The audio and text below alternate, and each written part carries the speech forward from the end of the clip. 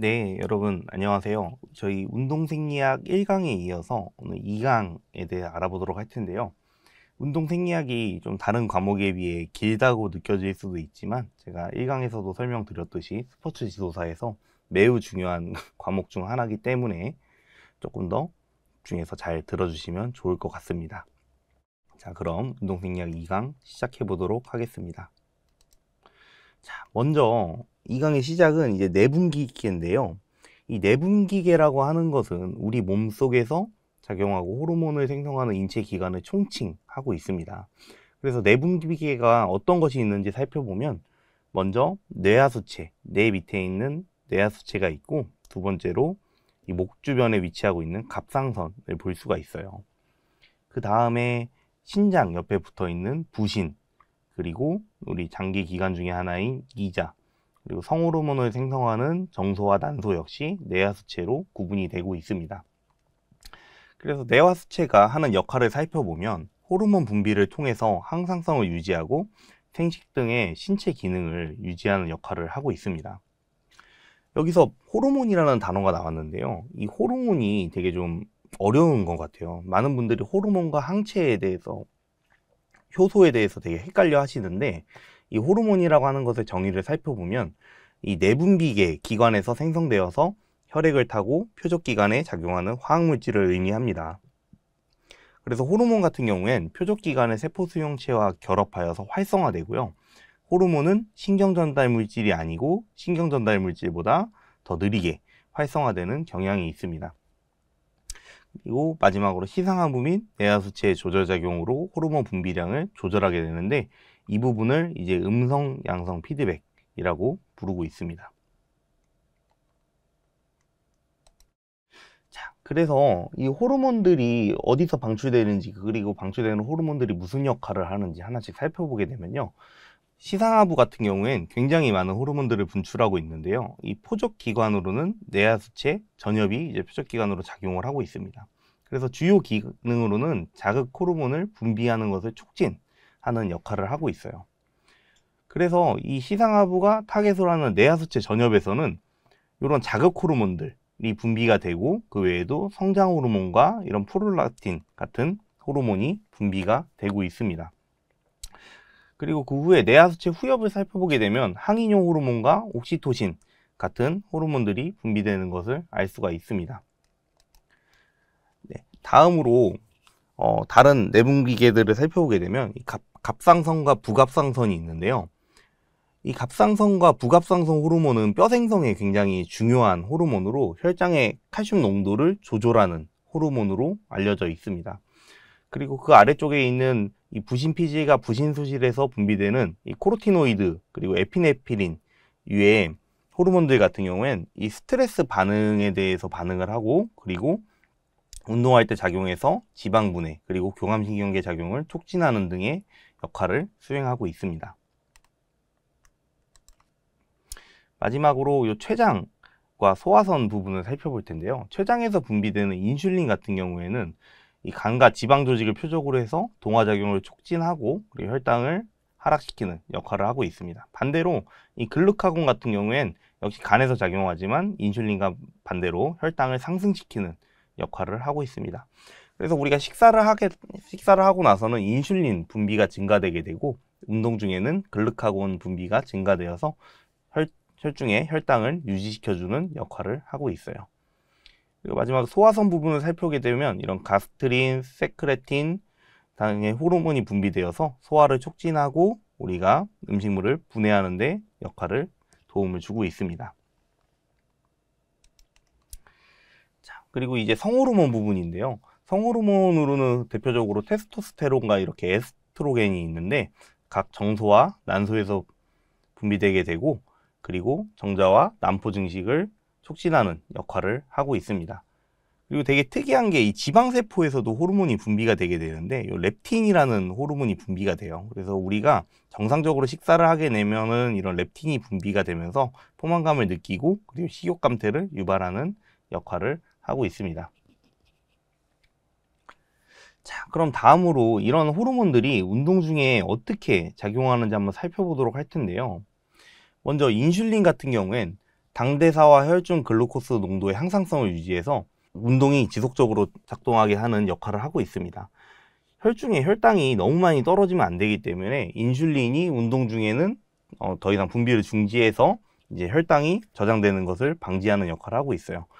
그리고 반대로 글루카곤과 아드레날린 같은 경우엔 인슐린이 너무 당을 많이 저장하게 되면 혈당 수치가 낮아지기 때문에 간에서 글리코겐 분해를 촉진해서 이런 운동이 지속될 수 있고 에너지가 지속될 수 있는 역할을 하고 있습니다. 그 다음으로 아도스테론과 안지오텐신이 있는데요. 이 호르몬들은 신장으로 혈액 흐름이 감소되게 되면 레닌이라는 것을 생산하게 돼요. 레닌은 안지오텐신 1로 전환되고 이후에 안지오텐신 2로 변환되어서 안지오텐신 2 같은 경우엔 부신피질에서 알도스테론을 분비를 자극하게 됩니다. 그럼 이 알도스테론이 하는 역할은 이 세뇨관에서 나트륨과 물을 재흡수해서 혈장량을 상승시키고 운동 중에 탈수를 방지하는 역할을 하고 있어요. 그 다음으로 항인용 호르몬이 있는데요. 이 항인용 호르몬 같은 경우엔 혈액의 삼투압 농도를 상승시켜서 시상하부를 자극하게 되고 시상하부는 뇌하수체 후엽 자극을 통해서 이 신장에서 수분 투과성을 높여 수분을 재합성하는 역할을 하고 있습니다. 이 안지오텐신과 마찬가지로 이제 몸이 탈수 반응이 일어나지 않도록 수분량과 혈장량을 유지해주는 역할을 하고 있는 거죠.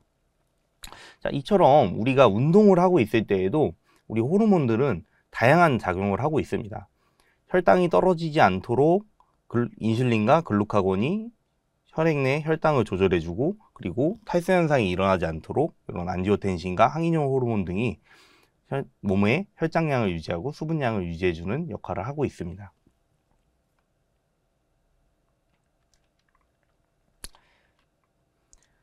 그 다음 순서로 우리 호흡순환계와 운동에 대해서 살펴볼 텐데요. 먼저 이 호흡순환계에 관련된 기본 용어를 한번 살펴보도록 할게요. 이 호흡이라고 하는 것은 체내의 산소를 흡수하고 이산화탄소를 배출하는 생명활동을 의미합니다. 그리고 환기라고 하는 것은 폐로 공기가 들어오고 나가는 기계적인 과정을 의미하고 확산이라고 하는 것은 농도가 높은 곳에서 낮은 곳으로 이동하는 분자와 무작위적인 움직임을 뜻하고 있습니다. 그리고 외호흡이라는 게 있는데요. 이 호흡기관에서 이루어지는 기체의 교환 과정을 의미합니다. 나중에 여러분들 내호흡이라는 단어도 들어보실 텐데 이 내호흡이라고 하는 것은 외호흡과 반대로 세포 내에서 조직과 세포 사이에 일어나는 기체 교환을 이제 내호흡이라고 하고 있습니다. 이 내호흡 과정에서는 모세혈관을 통해 산소가 조직 세포로 전달이 되고 이산화탄소는 혈액으로 방출되는 이런 과정을 거치고 있어요. 자, 우리가 그리고 호흡 원리를 한번 살펴보게 되면 먼저 흡기, 들숨이라고 하는 거와 호기, 날숨이라고 하는 것이 있는데요. 이 들숨이 이루어지려면 먼저 가로막과 외늑간근이 수축을 하여서 가슴의 용적을 증가시켜야 돼요. 그러면 폐가 아래로 내려오면서 그 안으로 공기가 들어오는 과정을 거치게 되고요. 반대로 호기 과정에서는 근육과 가로막이 이완하면서 폐의 내부 압력이 증가해서 공기를 외부로 배출하는 이러한 역할을 수행하고 있습니다. 그래서 이 호흡계의 구조를 살펴보게 되면 코, 입, 그리고 기도와 기관지, 폐까지 이렇게 호흡계로 구성을 하고 있는 것을 알 수가 있습니다. 자, 그 다음 호흡계의 반응과 적응에 관련된 용어를 살펴보도록 할 텐데요. 먼저 초과산소 섭취량이라는 게 있어요. 이 초과산소 섭취량이라는 건 뭐냐면 운동 후에 신체가 산소 부채를 제거하기 위해 필요한 산소의 양을 의미합니다. 우리 인체가 운동을 하게 되면 굉장히 많은 산소를 활용하고 산소가 부족한 상태에 처하게 되는데요. 그러한 산소 부채를 제거하기 위해서 추가적으로 산소를 섭취하는 것을 초과산소 섭취라고 하고 그때 필요한 양을 이런 초과산소 섭취량이라고 부르고 있습니다. 두 번째로 젖산역치라는 것이 있는데요. 이 젖산역치는 무엇이냐면 아까 전에 우리 에너지 대사에서 살펴봤는데 젖산 시스템이라는 게 있죠. 이 젖산 시스템은 단기간에 빠르게 에너지를 생성해낼 수 있지만 단점이 있다면 이 젖산이라고 하는 최종 생성물을 생성하게 됩니다. 이 젖산은 탄수화물이 완전히 산화되지 못하고 남는 잔여물로 되는데요. 한때는 이 젖산이 피로를 유발하는 피로물질이라는 말이 있었습니다. 하지만 젖산이 엄밀히 말하면 피로물질로 작용하지는 않고 대신에 운동 중에 축적이 되게 되면은 운동을 방해하는 역할을 할 수가 있습니다. 근데 젖산이 우리 몸에 쌓이다가 어느 순간 굉장히 높은 수준으로 쌓이기 시작해요. 그 시점이 바로 젖산 역치라고 불리는데, 우리가 흔히 젖산에서 4mm몰에 되게 되면 이런 젖산 역치로 치고 있습니다. 이 젖산 역치 같은 경우에는 유산소 대사로서 에너지 요구를 충족하지 못할 때 이제 발생하게 되고요. 훈련이 잘 된 운동 선수일수록 젖산 역치가 더 높은 수준을 보여주고 있습니다. 자, 그리고 마지막으로 무산소성 역치라는 게 있는데요. 이 환기량이 급격히 증가하는 시점에서 무산소 대사에 의해 에너지 공급이 가속화되는 시점을 이제 무산소성 대사라고 하는 거죠. 아까 전에 우리 에너지 대사에서 마찬가지로 이런 무산소성 대사에 대해서 알아보았는데, 무산소성 대사 한번 복습해 보자면 이런 ATP, PC 시스템과 젖산 시스템, 이렇게 두 가지가 있던 거 다시 한번 잘 기억해 주시면 좋을 것 같습니다. 자, 그래서 이렇게 운동 중에 산소 이동에 대해서 살펴보게 되면 먼저 산소 용합이 있어요.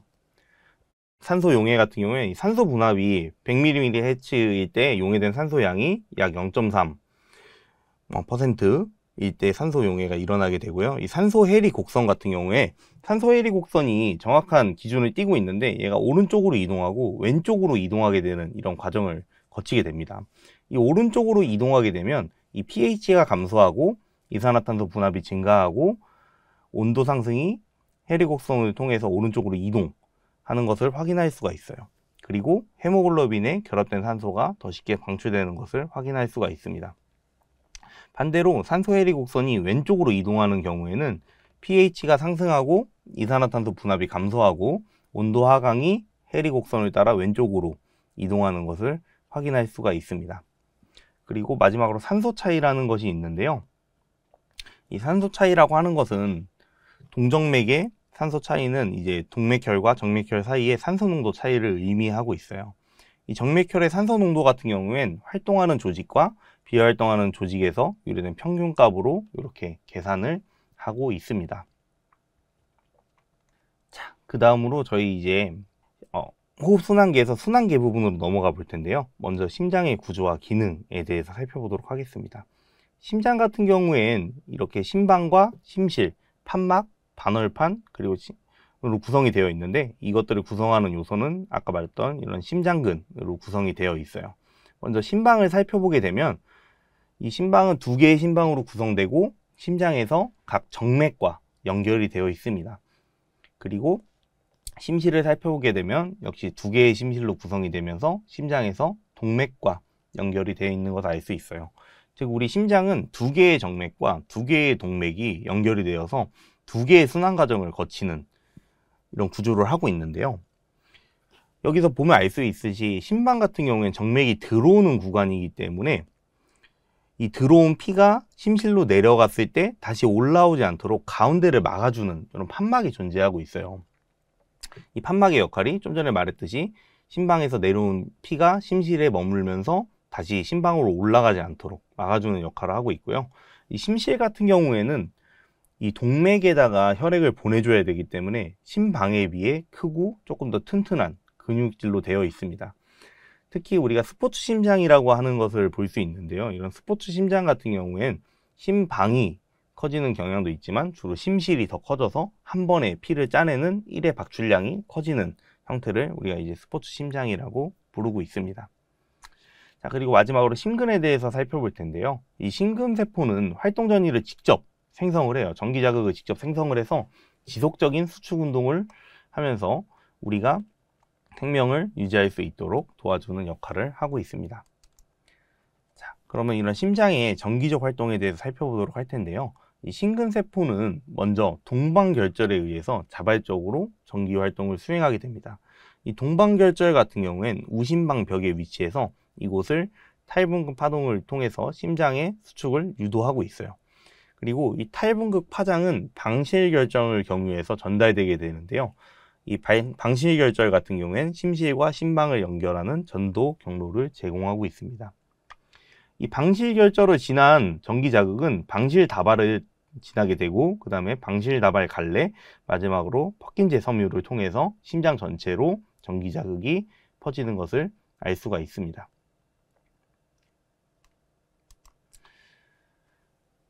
그 다음으로 우리 이제 호흡순환계와 운동에서 운동을 통한 순환계의 반응과 적응에 대해 알아보도록 할게요.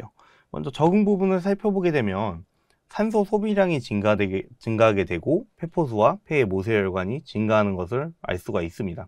우리가 유산소 운동을 하게 되면 아까처럼 스포츠 심장이 일어나고, 그리고 유산소성 대사가 좋아지기 때문에 당연히 산소 소비량이 증가하게 되고, 이 산소를 받아들이는 폐포수와 폐의 모세혈관이 증가하는 것을 알 수 있어요.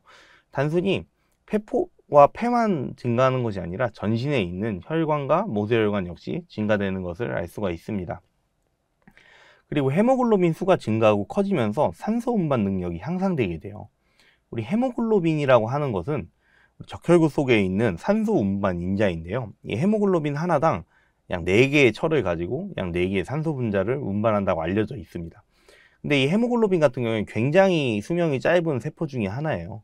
그렇기 때문에 헤모글로빈이 생성되고 이 죽어나가는 빈도와 과정을 통해서 우리가 헤모글로빈 수를 측정할 수 있는데요. 이런 운동을 통해서 헤모글로빈 수가 증가하고 산소 운반 능력이 향상되는 것을 확인할 수가 있습니다.